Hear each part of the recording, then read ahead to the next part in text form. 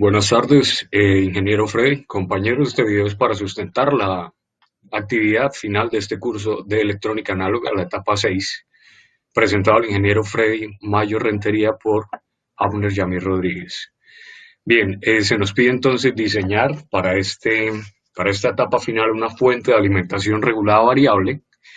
Y aquí, como vemos en este diagrama de bloques, tenemos la estructura que debe tener esta fuente para cumplir con lo solicitado, y debe hacer una conversión de voltaje AC en DC y regular este voltaje de 0 a 15 voltios, y vamos a usar un integrado que en este caso es el LM317, que es un regulador. Bien, tenemos entonces el primer bloque. Tenemos el voltaje AC que vamos a tomar de la fuente comerciales, que es de 120 voltios a 60 Hz de frecuencia. Seguidamente necesitamos un circuito rectificador, que en este caso es un puente de diodos. Tenemos en el siguiente paso un filtro, que en este caso es un capacitor para filtrar la señal que ha sido rectificada y así eliminar los rizados o los picos que pueda tener esta señal y aplanarla lo más posible. Seguidamente tenemos el regulador de voltaje, que es el LM317, y la carga. Bien, para el diseño de esta fuente, entonces me basé básicamente en el circuito que montamos en la etapa 1, que era el interruptor crepuscular. Es muy similar el montaje del circuito. Como lo podemos ver acá, tenemos la fuente, en este caso 120 voltios AC a 60 Hz de frecuencia. Tenemos el transformador reductor, en este caso, que nos va a reducir el voltaje del primario en 120 al secundario 15 voltios. El puente rectificador de diodos de 1 y de 4 van a trabajar en un semiciclo positivo, y de 3 y de 2 en un semiciclo negativo, y de esta forma vamos a poder rectificar la señal y convertirla de AC a DC. Tenemos enseguida el filtro, el C1, que hicimos los cálculos, y para este circuito y el voltaje que estamos ingresando a esta fuente debe ser de 1.7 milifaradios. Este filtro, como explicaba hace un momento, nos va a permitir aplanar mucho más la señal y rectificarla, eliminando los picos. Para las conexiones, que vamos a ver ahora en un momento, me basé en este pin mapping del M317, y como vemos, el fabricante nos indica los elementos que deben estar conectados para el correcto funcionamiento de este regulador. Necesitamos un capacitor, necesitamos un potenciómetro para el proceso de regulación, esta resistencia que va a conectar al pin 1 al adjustable y al pin out nos va a permitir, calculándolo de forma correcta, ajustar el voltaje de salida, que en este caso nos está pidiendo que sea de 15 voltios, y tenemos este capacitor que debe ser electrolítico de 1 microfaradio. Bien, esa parte del circuito la tenemos acá, que son estos elementos. Tenemos el potenciómetro, que según el pin mapping lo tomamos de 5K como la referencia que nos da el fabricante. Este capacitor lo tenemos de 0.1. Ya hice la corrección en el circuito, no puse un electrolítico acá, sino un capacitor normal. Aquí tenemos el capacitor electrolítico de 1 microfaradio, y tenemos entonces el regulador. Finalmente tenemos la carga.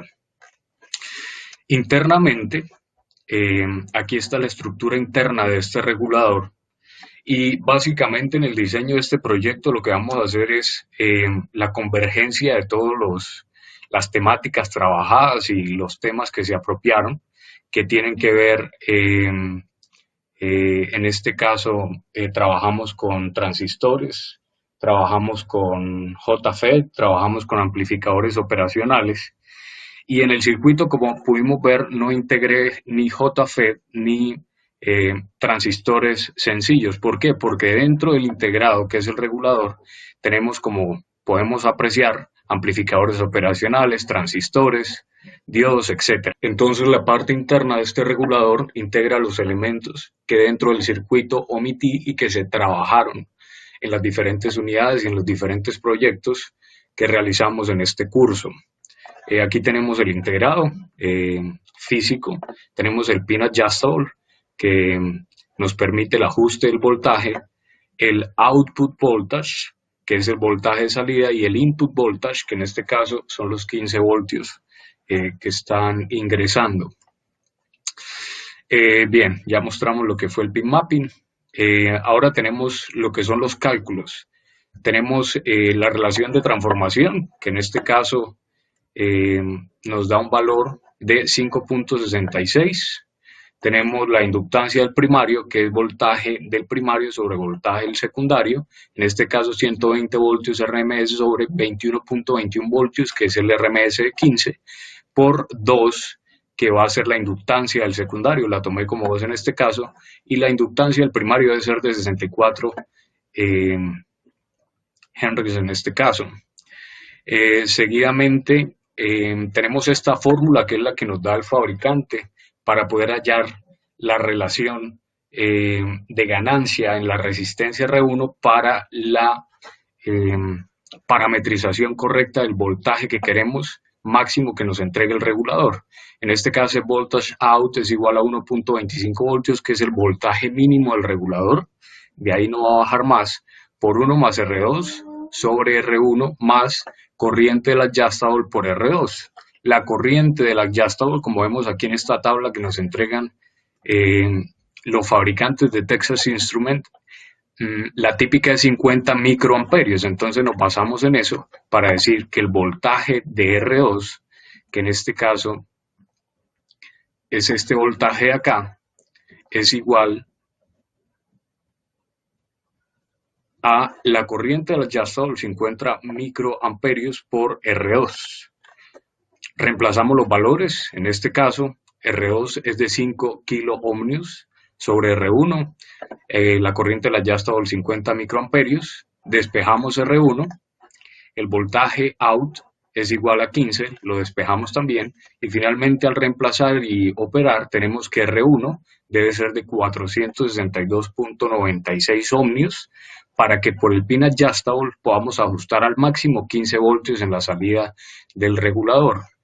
El capacitor o el filtro lo hallamos con esta fórmula, que es capacitancia igual a corriente mínima sobre voltaje pico-pico, voltaje rizado por 2 frecuencia.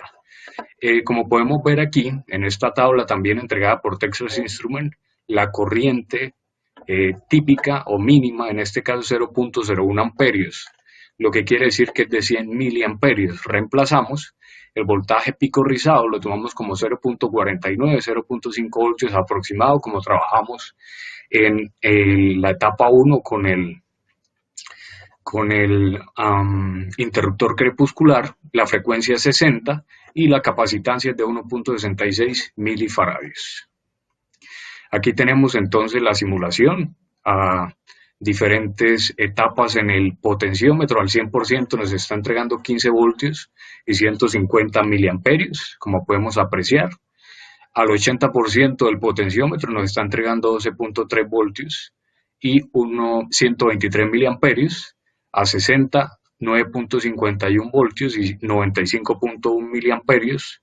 Al 40%, 6.76 voltios, 67.66 miliamperios. Al 20%, 4.01 voltios, 40.1 miliamperios, y al 4% nos está entregando 1.81 voltios, y la corriente en este punto es 18.1 miliamperios. Como dije, el voltaje mínimo de lectura de este LM317 es 1.25 voltios, por lo cual de ahí ya no nos va a bajar más. Bien, aquí tenemos el montaje del circuito. Podemos ver entonces el transformador reductor, el puente de diodos, el filtro, los elementos necesarios para el funcionamiento del regulador LM317 y finalmente la carga. Si vamos a correr la simulación, podemos apreciar que al 100% el potenciómetro nos está entregando 15 voltios, 150 miliamperios. Al 50% nos está entregando 81.4 miliamperios y 8.14 voltios. ¿Por qué 8.14?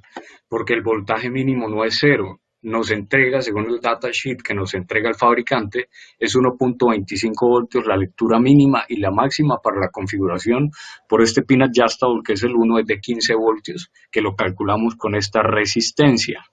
Entonces, por eso al 50% no nos está entregando 7.15 voltios, sino 8.14.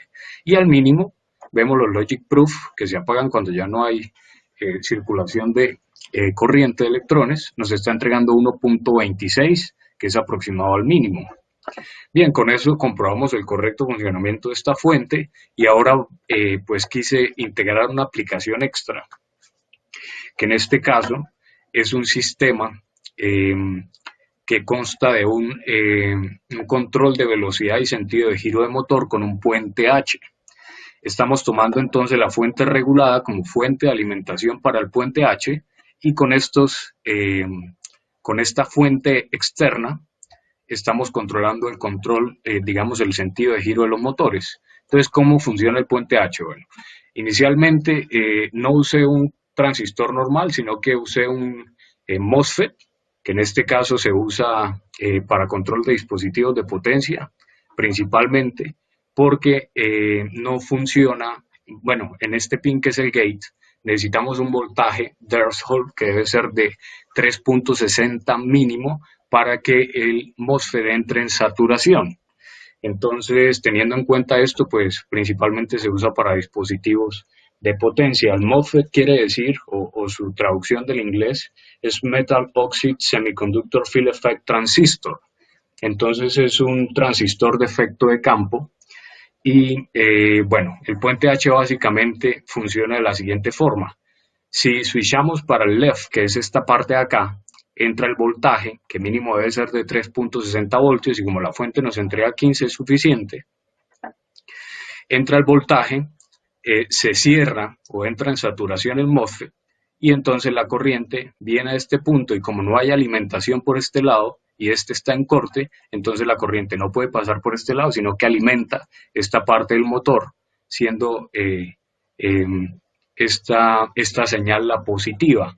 La corriente viene entonces, como estamos alimentando por esta parte del puente H, baja por este cable y alimenta el MOSFET diagonal, permitiendo la conducción hacia esta parte del motor, siendo esta la conducción negativa, y de esta forma tenemos un giro hacia la izquierda.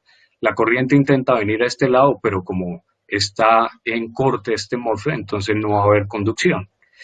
De igual forma funciona si switchamos hacia la derecha. Si inducimos la corriente por este lado, entra por el gate, el drain y el source comienzan el proceso de conducción, baja por este lado, como este MOSFET está en corte, entonces no hay conducción y la corriente viene por este lado. En esta parte entonces se tomaría la parte positiva de la señal, y la alimentación baja por este cable, alimenta este, y de igual forma pues hay conducción en este punto de forma negativa, haciendo que el motor comience a funcionar hacia la derecha. Bien, vamos a hacer una simulación rápida, lo que es este sistema, con este adicional que ha sido este puente H para el control de velocidad y sentido de giro del motor. El switch, cuando lo llevamos a tierra, o sea en la tercera posición, esta fuente va a tierra, o sea que el puente H va a estar alimentado con esta salida, que es la C, que la tenemos acá, y es la señal de la fuente, que es 15 voltios. Cuando lo llevemos al de la mitad, que es el right, nos va a permitir el control de giro a la derecha, y cuando lo llevemos al left, que es esta parte de acá, el giro va a ser a la izquierda. Entonces la simulación vamos a hacerla rápidamente. Como vemos, en ese punto el switch nos está alimentando el motor con la fuente en 15 voltios directamente. Si switchamos en la siguiente posición, hacemos el cambio en el switch, vemos que el control de giro ya no es de velocidad en este caso, sino de giro, nos está girando a la derecha. Si pasamos a la siguiente posición, el giro va a la izquierda. ¿Y cómo hacemos el control de velocidad? Llevamos a tierra esta fuente, o sea, la alimentación del puente o del motor, en este caso es directamente la fuente, y con el potenciómetro, si comenzamos a disminuir, a bajar el porcentaje del potenciómetro, vemos cómo el control de velocidad comienza a actuar y el motor lentamente pues baja sus revoluciones y se apaga. Si aumentamos, entonces vemos cómo el motor aumenta su velocidad. Bien, ingeniero Freddy, esto ha sido pues la sustentación de esta actividad, como para darle una aplicación extra a esta fuente, teniendo en cuenta que los cálculos se pueden modificar para realmente realizar un sistema de control de potencia de un motor, podría ser en este caso. Feliz tarde.